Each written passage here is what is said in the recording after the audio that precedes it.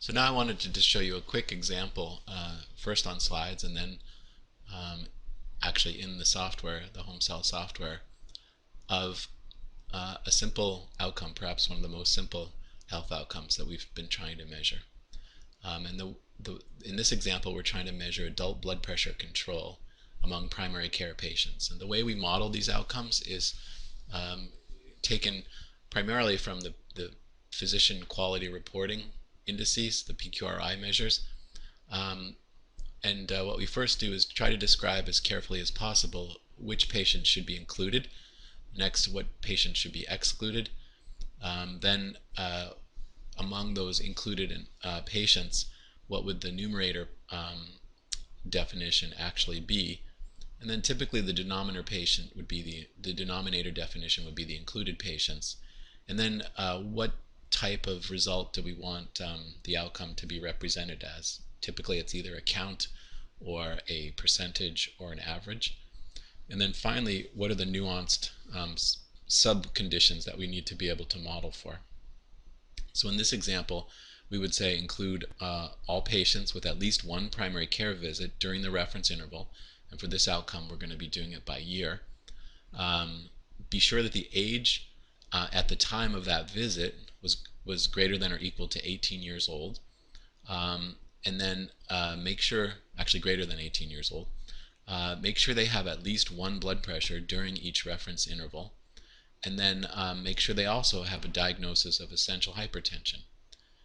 For this example, we're not going to exclude any patients, and we're going to define blood pressure control as having systolic blood pressure less than 140 and a diastolic blood pressure less than 90. For our denominator, we're going to include everybody. And the result that we want to get out of this is a proportion. We want to know the proportion of patients with a controlled blood pressure. And then we get into some of the nuanced features, like use only blood pressures that follow a diagnosis of hypertension, because if they didn't have hypertension, it's not fair to consider those blood pressures. And then also use the most recent blood pressure during each reference interval. So many patients might have had multiple blood pressures, and we need to tell the system which one to use. And so in order to model this in the home cell, we would go in to the home cell, and I'll actually show you that, and also create a base query in the query tool. So using the standard I2B2 query tool, we first describe primary care patients using our service ontology. We require that they have to have had at least one diagnosis of essential hypertension. And this is a folder, so actually if you drill into this, you'll see a variety of essential hypertension.icd codes that fit within that folder. And then make sure they've ever had a blood pressure also.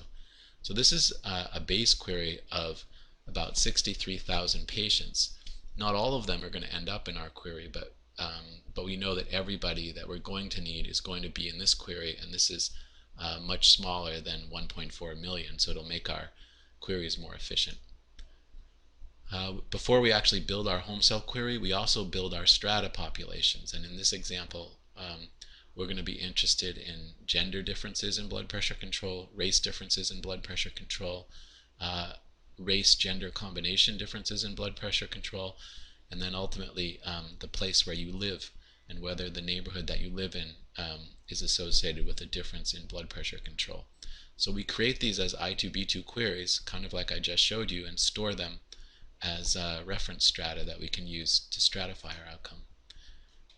And then we're ready to actually use the home cell to model this health outcome. This is going to be a new query, but you can also pull up existing home cell queries from within the database, and you can actually move the parameters for your queries around as external XML files via email or posting on the web. So there's three ways that a query can be set up and run, but we're doing a new one. Our denominator is going to look something like this: people who are greater than or equal to 18 years at the time of their visit, either a family medicine visit or a general internal medicine visit. So these would be, and then each of these concepts is being applied to the reference interval. So they had to have either a visit to family medicine or a visit to general internal medicine during the reference interval. And in the home cell, like in I2B2, anything that's in a column relationship like this is an OR relationship. and anything that's between groups is an AND relationship. So these would be a visit to either of these, so this is OR, and they also need to have had a diastolic blood pressure that follows a diagnosis of essential hypertension during the reference interval. And you can't see it, but there's also that requirement for a systolic measurement. Going over here, the numerator now is using that denominator population, and these criteria we're able to say now the numerator is going to be within that denominator subpopulation who has a blood pressure, a diastolic blood pressure less than 90 and a systolic blood pressure less than 140. And then we're filtering out spurious values for the blood pressure, and we are requiring that this value occurred during the reference interval in both cases as well. So we then go on and stratify this health outcome by people who are male, female, and these aren't necessarily mutually exclusive.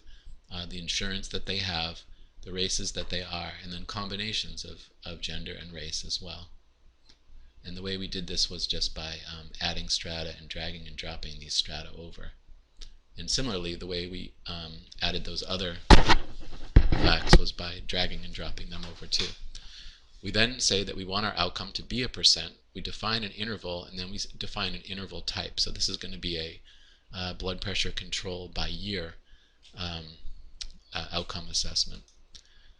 And then we click display execute, and in literally 10 or 15 minutes, sometimes quicker, 5 minutes, I2V2 comes back with a data grid structured as by year, which is the interval we chose, by strata, how many people are in the denominator, how many people are in the numerator, and since we chose percent or proportion, what proportion does that turn out to be? And so this is actually the proportion of people in each year who have a controlled blood pressure. And then finally, by clicking on the graph tab up here, I2B2 makes it pretty easy, well, the home cell makes it pretty easy to graph these things.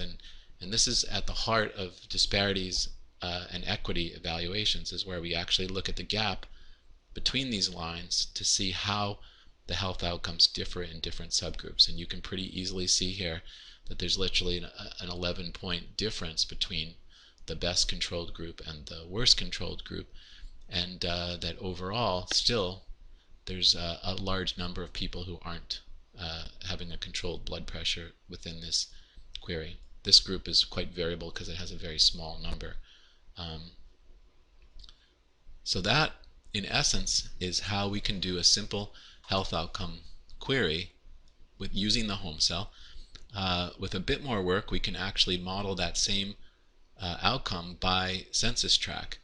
And this is an example where we just said who's in our database by the census tracts of Boston, and we're able to pretty quickly model either presence in the MHDR, or in other analyses we've done blood pressure control or any wide variety of control measures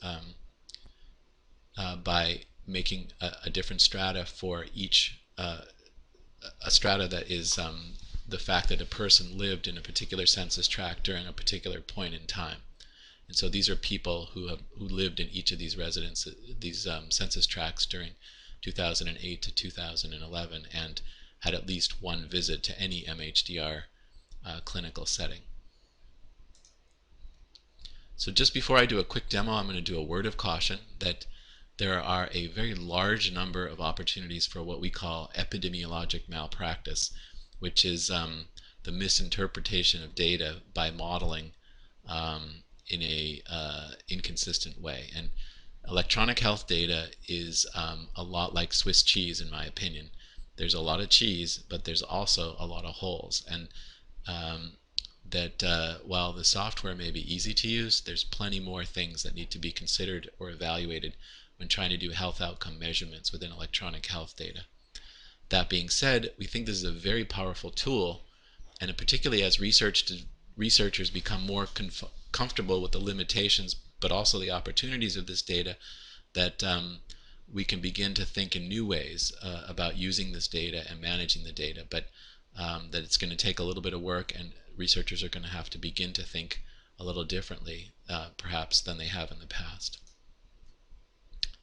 The other thing I'll just remind you, because I mentioned it earlier, is that these queries can also be exported. So all of a sudden we have the ability to send our query configuration to our collaborators on the other side of the country, and if they have I2B2 and the same ontologies that we have, we can begin to actually ask the same question in multiple places without moving large amounts of data around, simply moving the aggregate data around. So I'll give you a quick demo in a second of the home cell, but I think before we do that, I just wanted to present this idea of a new vision for doing health outcome monitoring and evaluation. And in this vision, data is incredibly open, privacy is very well protected. Researchers can begin to focus more on the question and not so much on the query or the programming or the technical configuration of the question. Researchers can ask really complex clinical research questions themselves, and that in this way that data is now standardized, the same question can be asked at multiple sites. The other thing about the home cell that's not listed here is that all of a sudden the way that you ask the question is completely transparent, and other researchers can look at the way you're asking the question and assess the validity of that question much more easily than in the past.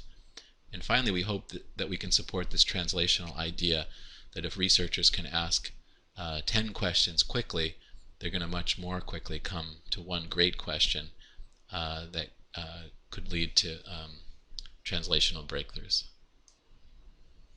So now I'd like to quickly show you how to actually do a home cell query. Currently we're logged in using remote desktop to what we call the research workspace, the MHDR research workspace. It's a Windows desktop that provides researchers with access to Stata, SAS, and the I2B2 workbench. Users can log in either using their BMC clinical username and password, the Active Directory password it's called, or they can have a custom username and password if they're not affiliated with BMC.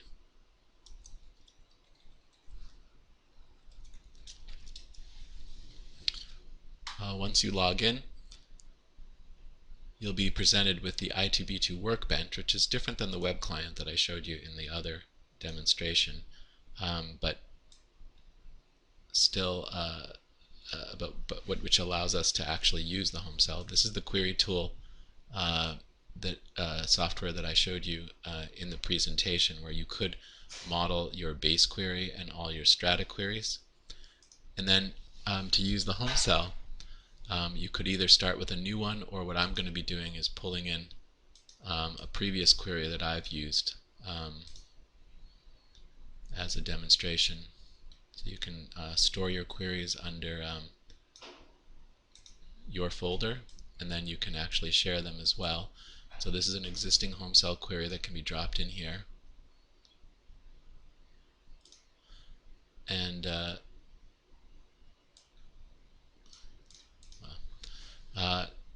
this is an existing query that is pretty much the same query that I showed you in the talk, where we model that the age has to be greater than or equal to 18 years old at the time of the visit, applied to the concept here, and or a visit to general internal medicine. So these are primary care patients who had visits during the reference interval.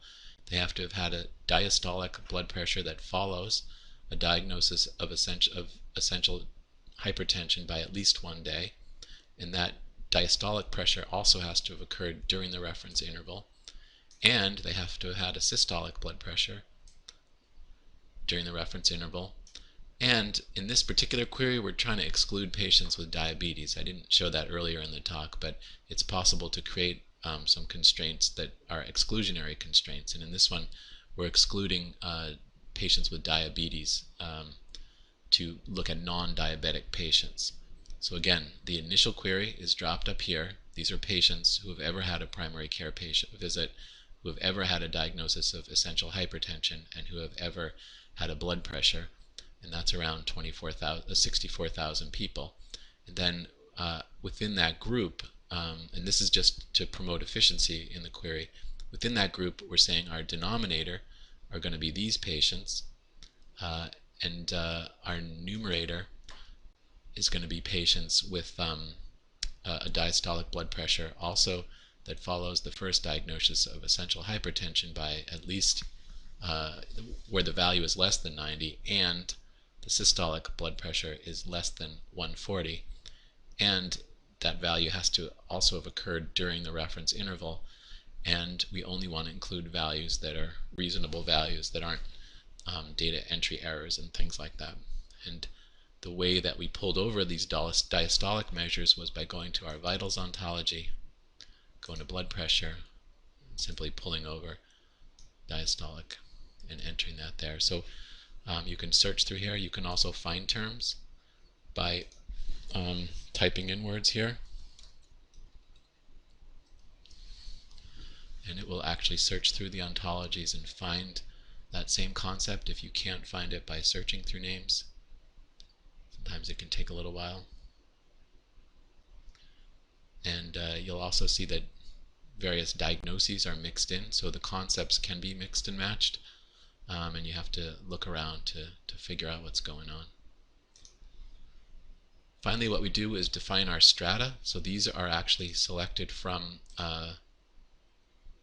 our stored strata that are shared between the different groups. By dragging and dropping over previously run I2B2 query cell queries, we can stratify our outcome by a wide range of different combinations of strata. And then we go here, we define our outcome type that we're looking at, the interval type, which is year or month or the full interval, and then the dates that we're interested in as well. And then we just click display execute right here, and this is the type of what the data looks like once the query is run. These are people who meet the criteria. These are people who don't meet the measure, and then we can pretty quickly graph it. We can remove this one jumpy purple line because that's a very small number of patients, and then we can actually zoom in and see the same health disparities that we were pointing out in our previous query. It's also possible to look at average measures as well, and to look at just the numerators and denominators as well, and to focus in on smaller groups as well. So the image can be saved by clicking the Saved Image button, and also on the Data tab, this data can be saved as an Excel spreadsheet as well, and emailed for further direct analysis of the exported data. So this concludes our quick overview of the home cell. We encourage you to reach out and ask questions, and most importantly, to come up with new projects and new ways to use the home cell to promote research and quality improvement for patients living in Boston and other places as well. Thanks for listening.